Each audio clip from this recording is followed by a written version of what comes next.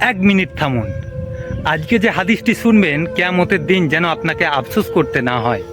আপনি কি জানেন, আপনার ছোট্ট একটি ভুল আপনার সমস্ত নেকি নষ্ট করে দিতে পারে। এই হাদিসটি শোনার পর হাজারো মানুষ নিজেদের বদলানোর সিদ্ধান্ত নিয়েছে। আপনিও শুনুন।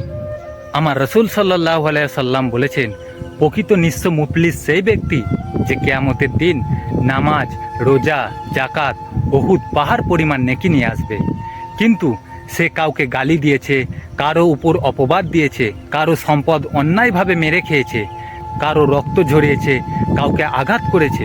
তখন তার নেকিগুলো তাদেরকে একে একে দিয়ে দেওয়া হবে এবং নেকি শেষ হয়ে গেলে তাদের গুনাহগুলো তার উপরে চাপিয়ে দেওয়া হবে এবং তাকে জাহান্নামে নিক্ষেপ করা হবে। তাই শুধু ইবাদত করলেই হবে না, মানুষের হকও আদায় করতে হবে। আল্লাহ আমাদের সকলকে মানুষের হক আদায় করার তৌফিক দান করুন, আমিন। এই কথাটাই যদি আপনার উপকারে আসে, তাহলে অন্য মুসলিম ভাই বোনের কাছে ভিডিওটি পৌঁছে দিন।